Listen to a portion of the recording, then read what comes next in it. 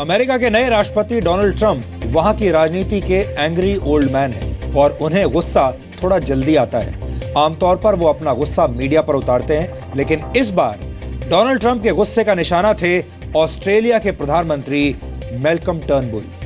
Donald Trump और Australia के प्रधानमंत्री के बीच 28 जनवरी को फोन पर बातचीत हुई थी।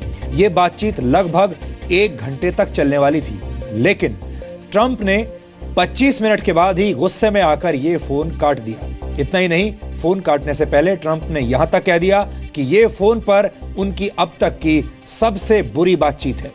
ट्रंप ने ऑस्ट्रेलिया के प्रधानमंत्री से कहा कि उन्होंने दुनिया के कई देशों के नेताओं से बातचीत की है, लेकिन ये उनमें से सबसे बुरी फोन कॉल थी। ऑस्ट्रेलियन मीडिया ने तो यह भी दावा किया है कि ट्रंप इस फोन कॉल के दौरान बुरी तरह चिल्ला रहे थे और ऑस्ट्रेलिया के प्रधानमंत्री को डराने की कोशिश कर रहे थे। आपको बता दें कि ऑस्ट्रेलिया और अमेरिका बहुत अच्छे दोस्त रहे हैं। इसके बाद भी ट्रंप ने ऑस्ट्रेलिया के प्रधानमंत्री का अपमान करते हुए ये फोन काट दिया।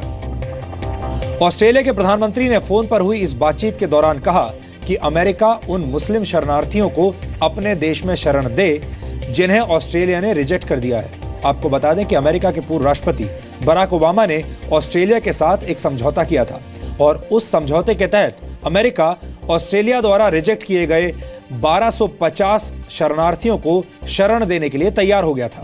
लेकिन ट्रंप जरा दूजी किस्म के राष्ट्रपति हैं और वो बातचीत के दौरान इस बात का जिक्र आते ही नाराज हो गए। ट्रंप ने इस डील को अब तक की सबसे बुरी डील बताया है और ट्वीट करके ये कहा है कि वो इस समझौते का अध्ययन करेंगे। ट्रंप ने हाल ही में एक आदेश जारी करके कहा था कि अमेरिका अगले 4 महीनों तक अपने देश में किसी भी शरणार्थी को एंट्री नहीं देगा। इसके साथ ही ट्रंप ने Iran, Iraq, Syria, Libya, Sudan, Somalia और यमन के नागरिकों की एंट्री भी अमेरिका में बैन कर दी है। ट्रंप के इस फैसले की पूरी दुनिया में आलोचना हो रही है, लेकिन यूनाइटेड अरब एमिरेट्स ने ट्रंप के फैसले को सही ठहराया है और कहा है कि अमेरिका को अपनी सुरक्षा के लिए, अपनी रक्षा के लिए किसी भी तरह का फैसला लेने का पूरा अधिकार है। वैसे ट्रंप ने ट्रैवल बैन की जो परंपरा शुरू की है, उसका असर पूरी दुनिया में अब दिखने लगा है। अमेरिका के नक्शे कदम पर चलते हुए कुवैत ने भी 5 देशों के नागरिकों को वीजा देने से इनकार कर दिया है। ये 5 देश हैं सीरिया, ईरान, इराक, अफगानिस्तान और पाकिस्तान।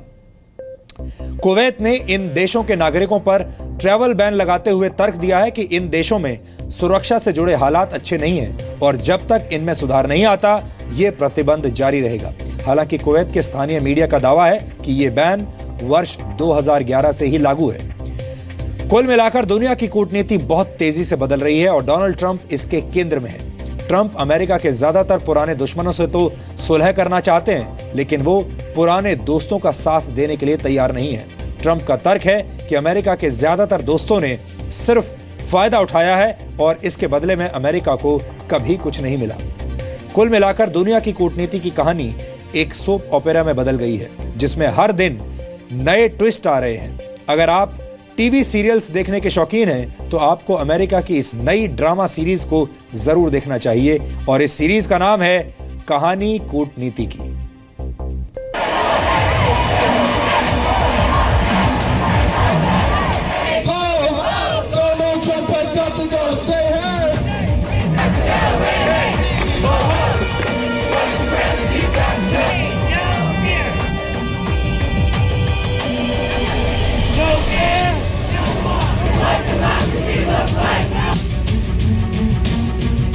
डोनाल्ड ट्रंप को अमेरिका का राष्ट्रपति बने करीब 2 हफ्ते हो गए हैं, लेकिन पूरी दुनिया की कूटनीति में तेजी से बदलाव आने लगा है।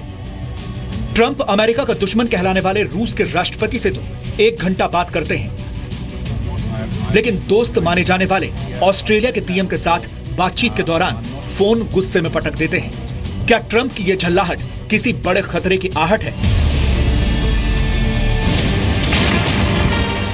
क्या कूटनीति का वर्ल्ड ऑर्डर बदलने वाला है? हम ऐसा इसलिए कह रहे हैं क्योंकि दुनिया का सबसे शक्तिशाली देश अमेरिका अब अपने दोस्तों से अपना बर्ताव बदलने लगा है। 28 जनवरी को डोनाल्ड ट्रंप ने ऑस्ट्रेलिया के प्रधानमंत्री मैल्कॉम टर्नबुल को टेलीफोन कॉल किया। टर्नबुल से बात करने से पहले ट्रंप रूस के राष्ट्रपति व्लादिमीर पुतिन से 1 घंटे तक बात कर चुके थे, लेकिन जब ट्रंप ने टर्नबुल को फोन किया तो सिर्फ 25 मिनट की बातचीत में ही गुस्से में फोन पटक दिया। ऑस्ट्रेलियन मीडिया का दावा है कि इस दौरान ट्रंप लगातार चिल्ला रहे थे। हालांकि टर्नबुल ने भी ट्रंप को उन्हीं की भाषा में जवाब देने की कोशिश की। Donald Trump is a bully, and to confront a bully, you need to bully back. So what I derive from that is that Malcolm Turnbull used this phone call to push back. He wasn't just sitting there being berated by Donald Trump. Australia के PM कभी ये कहते हुए सुनाई दिए कि दोनों के बीच बातचीत ठीक नहीं रही, तो कभी ये दावा करते रहे कि दोनों ने शालीन अंदाज में बातचीत को खत्म किया था। I've seen that report, and I'm not going to comment on the conversation other than to say that in the course of the conversation, as you know, and as was confirmed by the President's official spokesman in the White House, the President assured me that he would continue with, honour the agreement we entered into with the Obama administration with respect to refugee resettlement. These conversations are conducted candidly, frankly, privately. If you'll see reports of them, I'm not going to add to them. लेकिन सूत्र ये बता रहे हैं कि Trump बातचीत के दौरान शरणार्थियों का जिक्र आने पर उखड़ गए और चिल्लाने लगे। दरअसल ओबामा के राष्ट्रपति रहते हुए अमेरिका ने ऑस्ट्रेलिया से वादा किया था कि वो वहां नकारे जा चुके शरणार्थियों को अपने देश में जगह दे देगा। फिलहाल ये शरणार्थी पपाया न्यू गिनी के मानुस और नराउ आइलैंड पर रह रहे हैं, जिनका खर्चा ऑस्ट्रेलिया उठा रहा है। बातचीत के दौरान ऑस्ट्रेलिया के प्रधानमंत्री ने जैसे ही दूसरे मुद्दों पर बात करनी शुरू की, ट्रंप ने गुस्से में फोन काट दिया और यहां तक कह दिया कि अब तक की गई फोन कॉल्स में यह सबसे बुरी बातचीत थी। I can understand why Malcolm Turnbull didn't feel the need to go out and publicly put out there the content of his conversation or the tenor of the conversation. Malcolm Turnbull may just need to address this more directly than he has in the past. You know, when the context changes, you have to change your behavior. Mexico और America के border पर दीवार बनाने के मुद्दे पर Trump के इसी तरह के बर्ताव के बाद मैक्सिको के राष्ट्रपति एनरिक पेन्या नेटो ने अपना अमेरिकी दौरा रद्द कर दिया था। ट्रंप अपने देश को पूरी तरह से सीलबंद करने की तैयारी कर चुके हैं। शरणार्थियों और 7 मुस्लिम देशों के नागरिकों पर बैन लगाकर ट्रंप दुनिया के कई राजनेताओं के निशाने पर हैं। ट्रंप की इस हरकत का विरोध ब्रिटेन में भी हो रहा है। ब्रिटेन की प्रधानमंत्री थेरेसा मे पहली ऐसी राष्ट्राध्यक्ष थी जिन्होंने ट्रंप के राष्ट्रपति बनने के बाद अमेरिका का दौरा किया था। इस दौरान थेरेसा मे ने ट्रंप को भी ब्रिटेन के राजकीय दौरे पर आने का निमंत्रण दिया है, लेकिन ब्रिटेन में ट्रंप की स्टेट विजिट का विरोध हो रहा है। ब्रिटेन के करीब 18 लाख लोग ट्रंप की इस ब्रिटेन यात्रा को रोकने के लिए एक याचिका पर हस्ताक्षर कर चुके हैं। इन लोगों का कहना है कि अगर ट्रंप ब्रिटेन के राजकीय दौरे पर आएंगे तो वो ब्रिटेन की महारानी से जरूर मिलेंगे और ये महारानी के लिए शर्मिंदगी का विषय होगा। याचिका पर साइन करने वाले लोगों का कहना है कि जब तक ट्रंप मुस्लिम देशों के नागरिकों और शरणार्थियों पर लगाए गए ट्रैवल बैन को वापस नहीं लेते, तब तक ब्रिटेन को उनका स्वागत नहीं करना चाहिए। I feel really ashamed of my country, which is not something I've ever felt before, because we're allowing this to happen, and Theresa May really needs to stand up for our values, for the values of the British people. I personally think if Donald Trump is not allowing me to come into his country, then he shouldn't be allowed in mine. It's just that simple. I'm an immigrant myself, and I just think it sets a really scary precedent if the president of such a huge nation can do that to those countries. Who God knows who he can do that tomorrow. अब Britain की संसद में इस मुद्दे पर 20 तारीख को चर्चा होगी, लेकिन ईयू से अलग होने के बाद ब्रिटेन अमेरिका को नाराज करने की गलती नहीं कर सकता। हालांकि ब्रिटेन की प्रधानमंत्री ने ट्रंप के ट्रैवल बैन वाले फैसले को गलत और विभाजनकारी बताया है।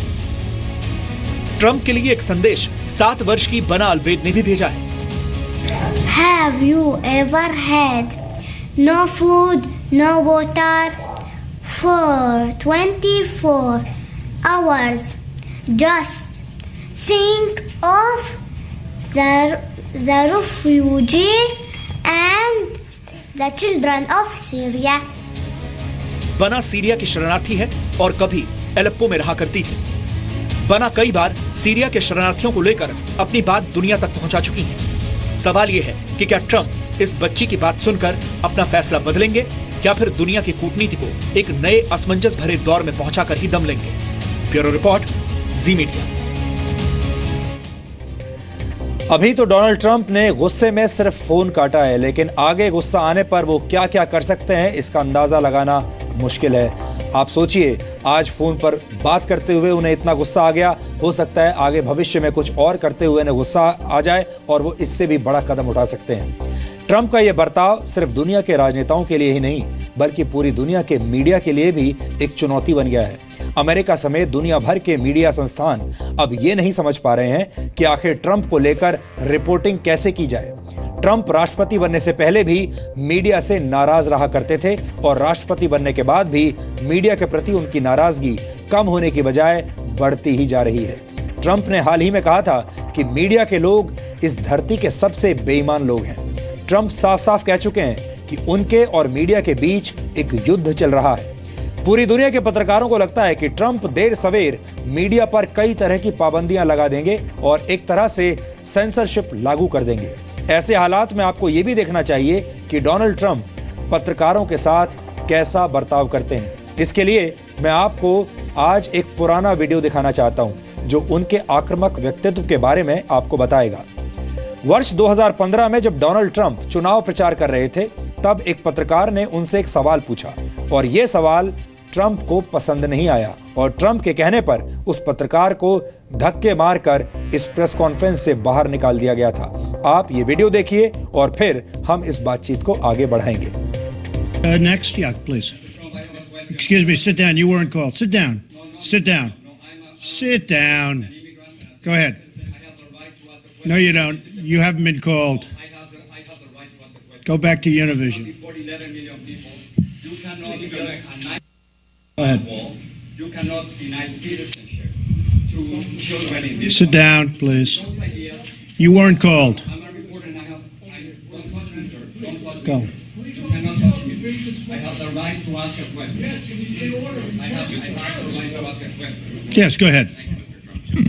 Hi, Chip. Yes. अब धीरे धीरे दुनिया भर के मीडिया संस्थान अपनी रणनीति बदलकर ट्रंप की नीतियों पर रिपोर्टिंग करने की कोशिश कर रहे हैं। अंतर्राष्ट्रीय न्यूज एजेंसी रॉयटर्स ने अपने पत्रकारों के लिए एक डूज एंड डोंट्स की नई लिस्ट जारी की है, जिसमें पत्रकारों को बताया गया है कि उन्हें ट्रंप के बारे में रिपोर्टिंग करते हुए क्या करना है और क्या नहीं करना है, और खासतौर पर जिस तरह की चुनौतियां डोनाल्ड ट्रंप ने मीडिया के सामने पेश की हैं, अब मीडिया उन चुनौतियों के रहते हुए कैसी रिपोर्टिंग करेगा और अब मीडिया के लोगों को अपने तौर तरीके में कैसा बदलाव लाना चाहिए, यही नई गाइडलाइंस रॉयटर्स के एडिटर ने अपने पत्रकारों को भेजी हैं। इनमें पहला पॉइंट है कि पत्रकारों को उन मुद्दों को प्राथमिकता देनी चाहिए जो आम आदमी से जुड़े हुए हैं। पहले से ज्यादा रिसोर्सेज का इस्तेमाल करना चाहिए। अगर एक दरवाजे से जानकारी नहीं मिलती है तो दूसरा दरवाजा यानी दूसरा डोर ऑफ इंफॉर्मेशन खोल लेना चाहिए। एक निर्देश यह भी है कि पत्रकारों को आधिकारिक सूचनाओं का इंतजार नहीं करना चाहिए, ये वैसे भी ज्यादा काम नहीं आती। इसकी जगह सूत्रों का इस्तेमाल करना चाहिए। रॉयटर्स ने अपने पत्रकारों से यह भी कहा है कि वो लोगों के बीच जाकर रिपोर्टिंग करें और सरकार के जिन कदमों से आम लोग प्रभावित होते हैं उनका जिक्र करें। उन मुद्दों पर फोकस ना करें जिनसे सिर्फ पत्रकार प्रभावित होते हैं। पत्रकारों से कहा गया है कि वो लड़ाई झगड़ों में ना फंसें, निजी जिंदगी के फ्रस्ट्रेशंस को अपनी रिपोर्टिंग का हिस्सा ना बनाएं, अमेरिका में रिपोर्टिंग करते हुए निजी दुश्मनी ना निकालें। इसके अलावा यह भी लिखा गया है कि पत्रकारिता के आसपास बने नेगेटिव माहौल को ध्यान में रखते हुए रिपोर्टिंग ना करें, बल्कि पत्रकारों पर पाबंदी को एक अवसर के रूप में लें और मुश्किलों के बावजूद जानकारी से भरी और उपयोगी खबरों को ही रिपोर्ट करें। हमें लगता है कि ये दिशा निर्देश भारतीय मीडिया के लिए भी एक सबक हो सकते हैं, क्योंकि भारत में भी कई पत्रकार सिर्फ अपने एजेंडे को ध्यान में रखकर रिपोर्टिंग करते हैं, चर्चा में बने रहना चाहते हैं और पत्रकारिता करते हुए अपनी निजी दुश्मनी को प्राथमिकता देते हैं। जबकि भारत में बहुत कम पत्रकार ऐसे हैं जो लोगों को जागरूक बनाना चाहते हैं, उन्हें जानकारी देना चाहते हैं और लोगों के लिए उपयोगी विषयों पर पत्रकारिता करते हैं। भारत के डिजाइनर पत्रकार लोगों के बीच जाकर भी रिपोर्टिंग नहीं करते, वो सिर्फ उन मुद्दों को प्राथमिकता देते हैं जो उन्हें प्रभावित करते हैं। आम लोगों के मुद्दों से इन पत्रकारों का कोई सरोकार नहीं होता। हमें लगता है कि भारत के पत्रकारों को वक्त रहते आत्मविश्लेषण जरूर करना चाहिए और पत्रकारिता के सड़े गले तौर तरीकों को अब बदलना चाहिए, जैसा कि कुछ और लोग और कुछ और संस्थाएं अब कोशिश कर रही हैं।